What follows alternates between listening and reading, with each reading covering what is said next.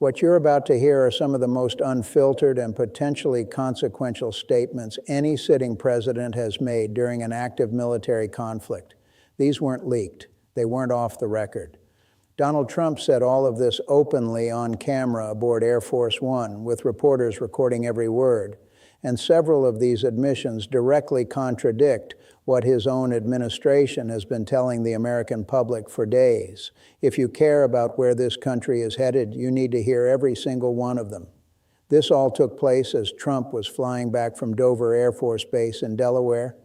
He had just attended the dignified transfer ceremony for 6 American soldiers killed in the Middle East as a result of the ongoing military campaign against Iran. Now, before we even get to what he said on that plane, the ceremony itself became a flashpoint. Multiple observers and political figures pointed out that Trump wore his white campaign hat throughout the entire event. Governor Nome was among those who publicly called him out, saying, and this is a direct quote, "Take your hat off. Why are you wearing a hat to the most solemn ceremony that there is in this country?"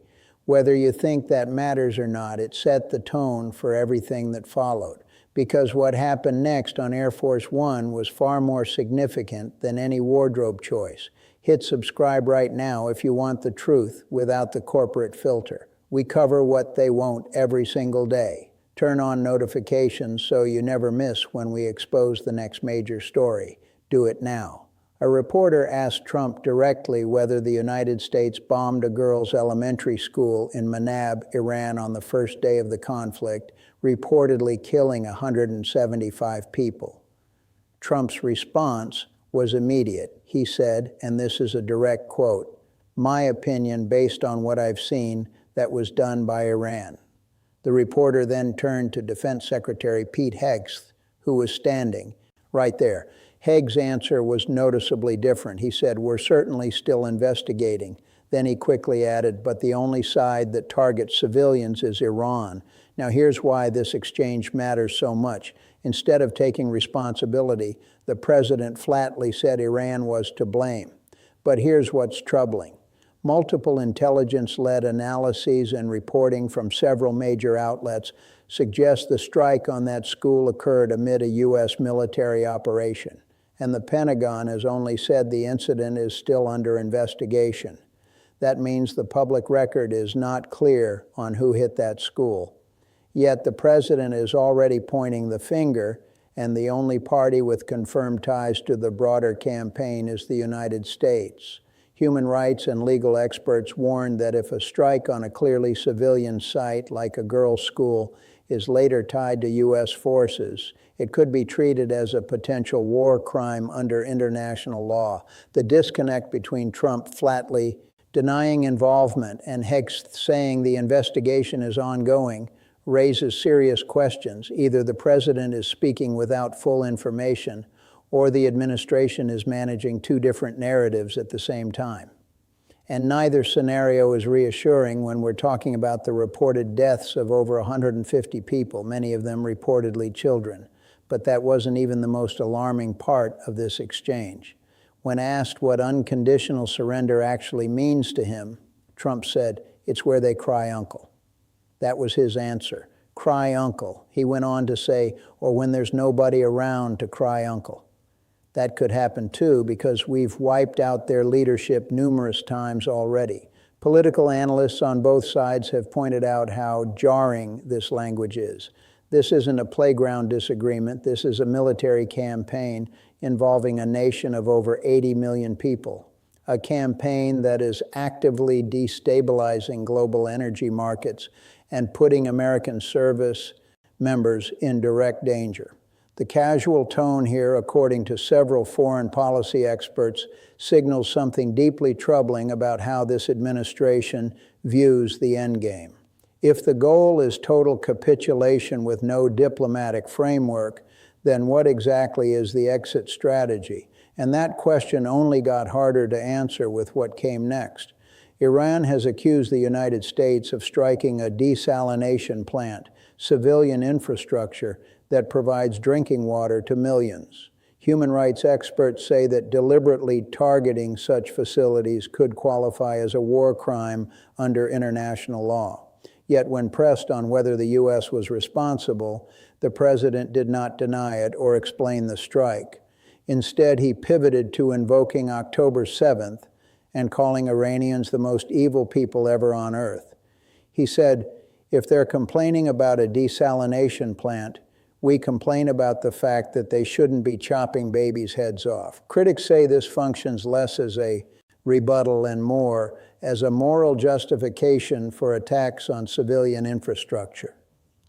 Regardless of how you feel about the Iranian regime, and there is plenty to criticize, the fact that the president responded to a direct question about a strike on civilian water supply with deflection rather than denial or explanation is significant. It's the kind of statement that international courts and legal observers are watching very closely, and the implications only deepen from there. Trump was asked whether he was concerned about attending more dignified transfer ceremonies. His answer was blunt. He said, "Sure, I hate to, but it's a part of war, isn't it?" He then turned to the reporter and asked them to confirm it. "Wouldn't you say it's a part of war?" Now, here is where you need to pay very close attention. Under the U.S. Constitution, only Congress has the authority to formally declare war, and major military campaigns are supposed to fall under some kind of congressional authorization framework. Right now, the president repeatedly calls this a war on camera, while many of his allies in Congress still describe it as a limited operation or special mission. That contradiction has led legal scholars and watchdogs to argue that if this is in practice a full-scale war, but was never properly authorized by Congress, the administration may be operating in a constitutional gray zone. On Air Force One, Trump said war over and over, war, part of war, winning the war. But back in Washington, his supporters in the House and Senate are choosing very different language. And that gap between what the president says openly and what his political allies say publicly is one of the most legally significant aspects of this entire situation. When asked whether the map of Iran would look the same after the conflict, the president answered with just 2 words, "Probably not." That chilling line has led several analysts to warn that his administration may be entertaining the idea of permanently altering Iran's territorial or political landscape, including the possibility of carving out or neutralizing certain regions, though he has not outlined any concrete plan in public. Let that sit for a moment. The sitting president just left open the possibility that the recognized borders of a sovereign nation could be fundamentally changed by the time this campaign is over. And when pressed about Kurdish forces possibly carving out an autonomous region, he said he had personally told them not to go in because he didn't want them to get hurt. Given the history of Kurdish troops being left behind by the U.S. in earlier conflicts, Kurdish leaders have been deeply skeptical of any new promises, which makes this claim carry far less weight for them than for his domestic audience. During his first term, Trump was widely criticized for abandoning Kurdish allies in Syria, a decision that led to significant Kurdish casualties. According to multiple reports, Kurdish leaders were reluctant to cooperate this time precisely because of that history. So when the president says he's protecting them by keeping them out, many of the people he's talking about see it very differently. And what he said next about Russia made everything even more complicated.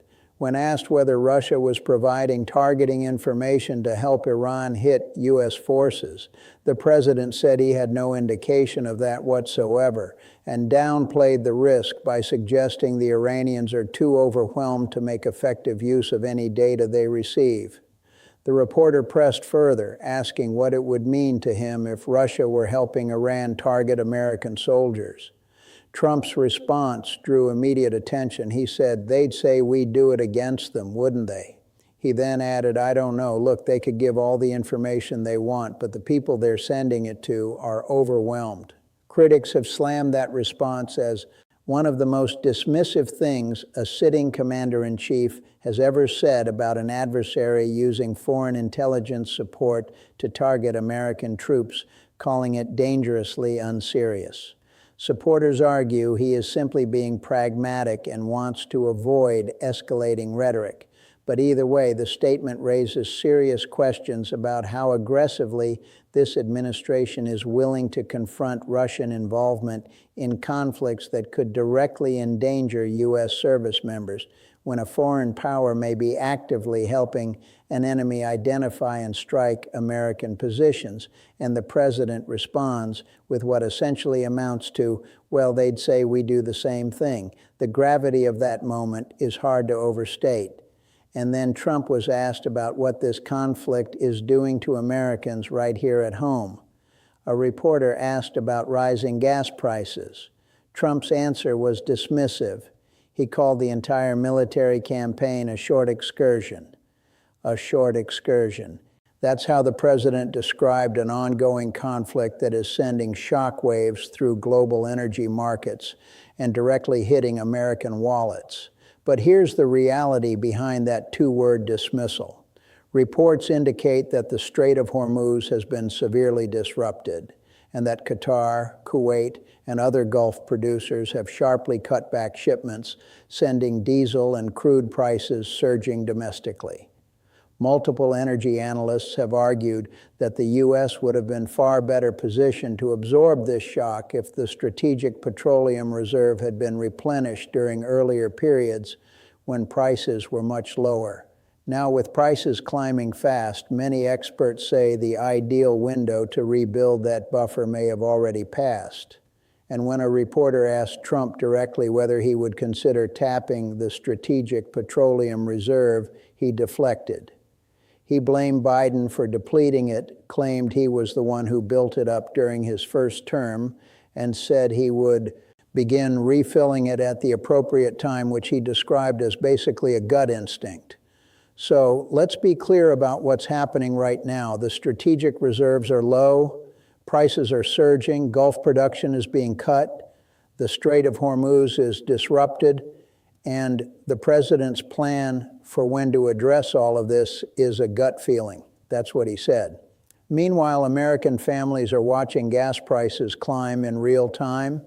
Diesel costs are hammering small businesses and trucking companies. And there is no publicly stated plan to stabilize any of it. A short excursion is what he called it. For millions of Americans watching their cost of living spike week after week, it feels like anything but short. And then came what may be the most revealing admission of the entire flight.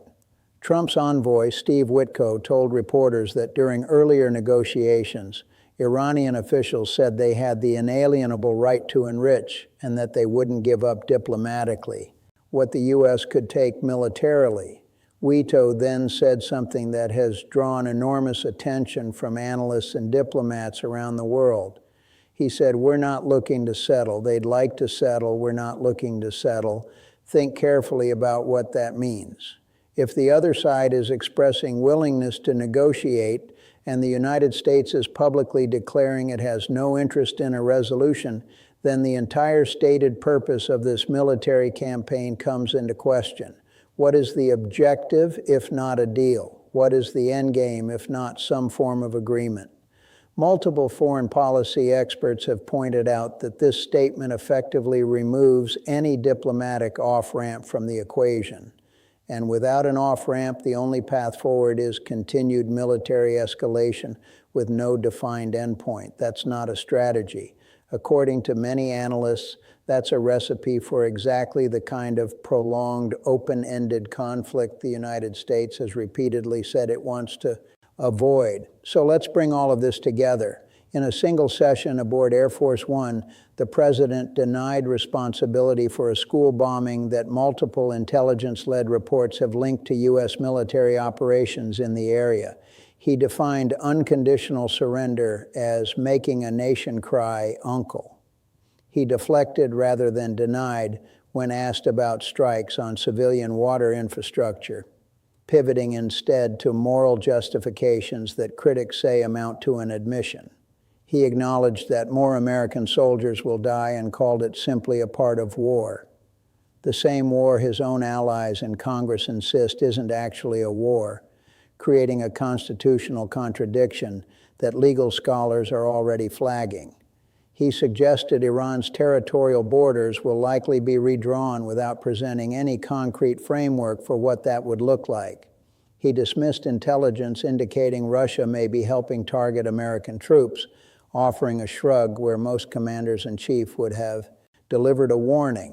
He called a spiraling energy crisis that is raising prices for every American family a short excursion, while admitting that his plan for addressing the strategic petroleum reserve comes down to gut instinct. And his own envoy said publicly that the administration isn't interested in settling, even though the other side reportedly is. Every single one of these statements is now part of the permanent public record. They were said on camera aboard Air Force One with the presidential seal in the background, and every single one of them will be examined by historians, by international legal observers, by Congress, and by the American people for years and possibly decades to come. The question that remains is whether any of this will change the trajectory the country is on, or whether we've already crossed a line that can't be uncrossed. What do you think? Drop your perspective in the comments below. And if you haven't already, subscribe so you miss what comes next. Because based on everything you just heard, what comes next could be unlike anything we've seen.